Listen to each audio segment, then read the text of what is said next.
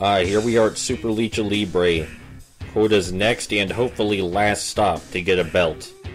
Our first match is against a fellow named Bullfrog, and this match is a no DQ match, which suits us just fine because we have a bat we really like in particular to shove up people's asses. And I mean, yeah, that's exactly what happens. We beat Bullfrog with pretty much full health because we're allowed to just use our bat inside the ring and pound on him until he goes down. And next up is Tag Team Destruction War Games style. If you don't remember War Games, and I don't blame you, it means there are two rings kinda taped together, and the first team to score submission or pin will win. One of the people we're fighting against, though, is Bullfrog, who we just beat the shit out of recently. We just beat the shit out of him, so he has no stamina at all, and is quite easy to pin. We just have to actually get the ref over here to do that. Get the ref over here to actually count, I mean. Then after those baby matches, we finally get to fight one of the superstars of Super Lucha Libre, Mick Marvel. Thinks really high of himself, has very high popularity, he's been wrestling here a while. He claims that we're a stupid poopy babyface and we have no idea what we're doing, which is fair, and under normal circumstances I might agree with him.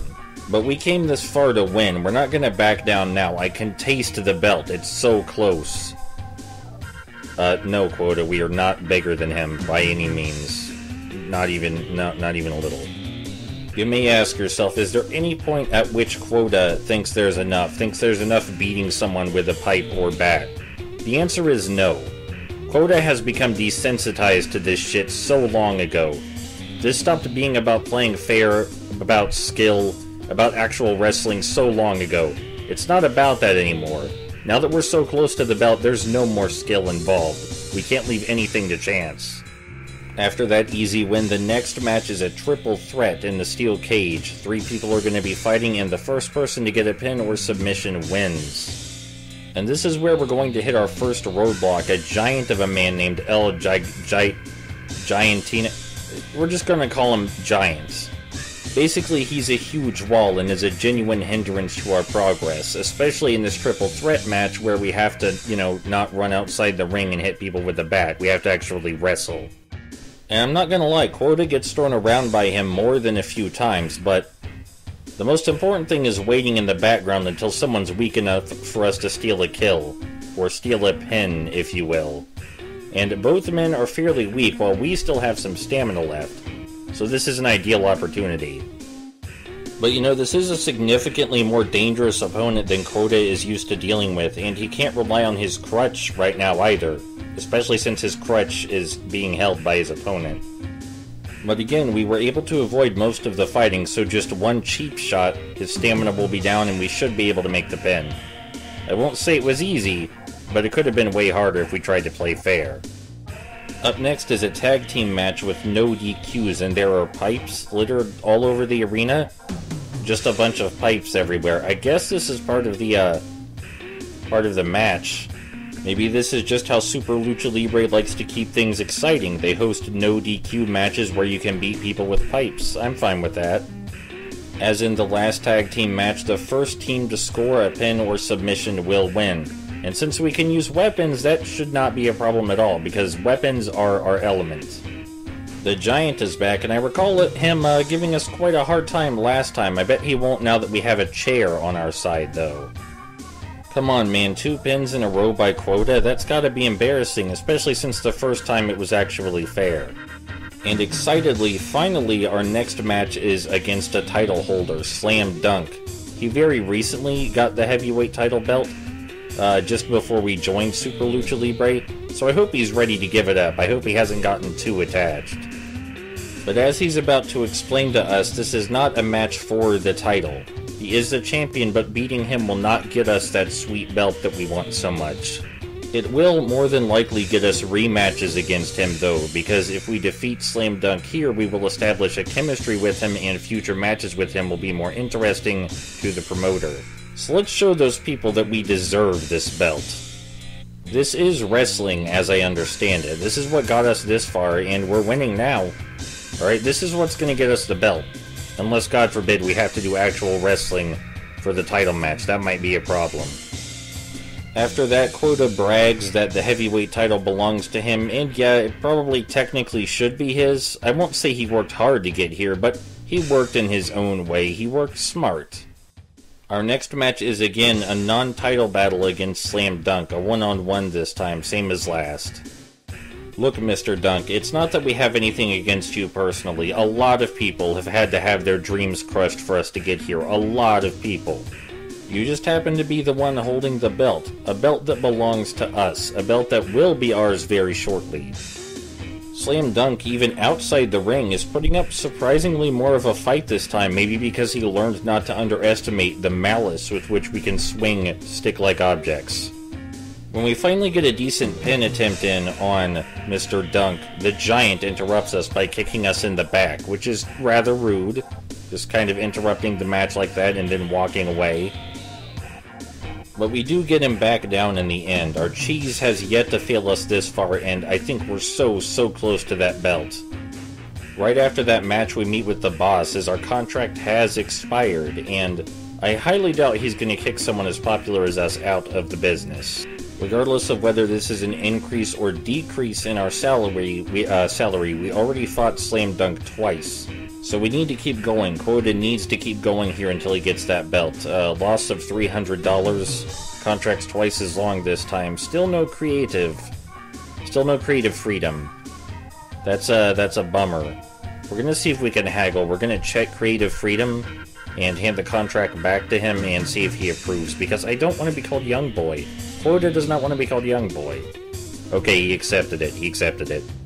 And what do you know? Our very next match is the Heavyweight Championship against Slam Dunk. This is it. I actually felt a little tense before starting this match. I actually felt a little tense. Because this is it. This is our chance to get that heavyweight belt. Alright, we gave Quota his name back and we're changing up his outfit a bit. We want him to look nice. We want him to look nice when he wins that championship belt. And when he wins that championship belt, he is going to hold on to it and never let it go.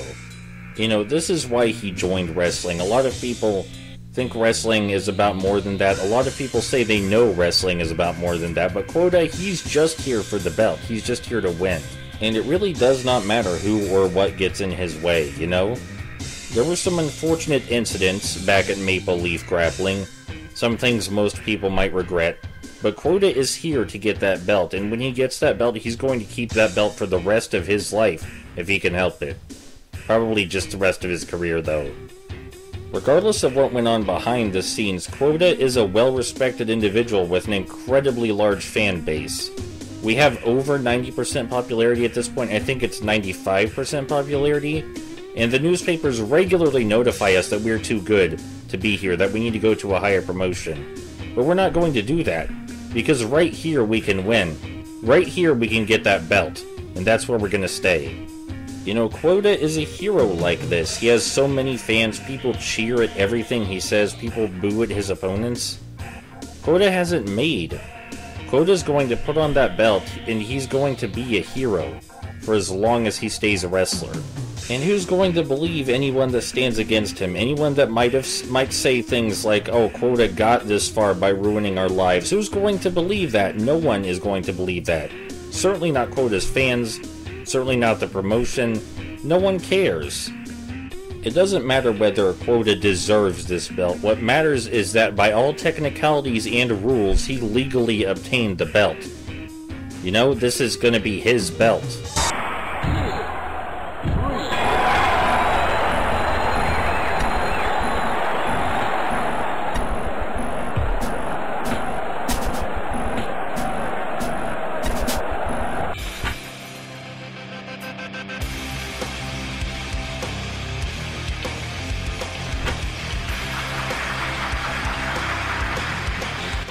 Alright everyone, we did it.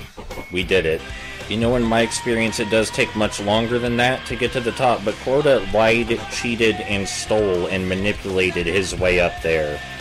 And now, we have the heavyweight belt, and Quota's life will be good. And I think this is the end of Quota's story. We've won, as Quota would say. We won the game of life. There's nothing else for us here.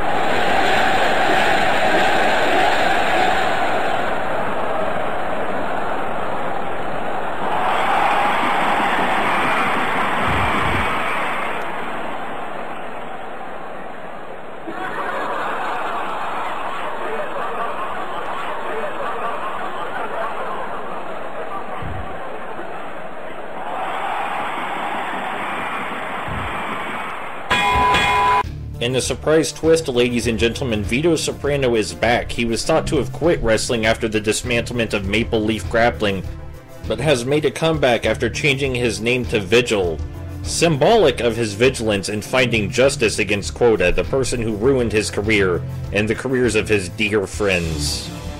Vigil taking years to get a contract signed with Super Lucha Libre, while Quota was able to get a contract signed in just over 1 year. It's a powerful kind of determination that causes a man to get back up after everyone he cares about has fallen down around him. Vigil's still, after all of his hard work, only with 50% popularity. Vigil's a hard worker and refuses to leave people behind, which is why he often finds himself getting the short end of the stick when matches are won.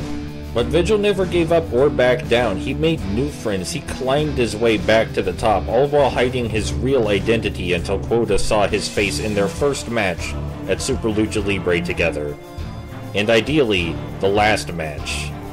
Vigil out here trying to prove that hard work is worth it, but Quota not really listening. Quota has what he wanted. He has his belt, he has his fans. Vigil has neither of these things, so by Quota, Vigil is the loser. But while Quota's motivation has been external, always seeking fans, always seeking some sort of validation, Vigil is here sheerly, purely on the might of his moral beliefs.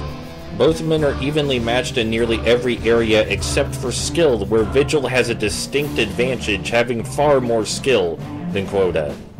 Quota not ever finding it particularly necessary to work on his skill, as he always found it was best to beat people with weapons instead.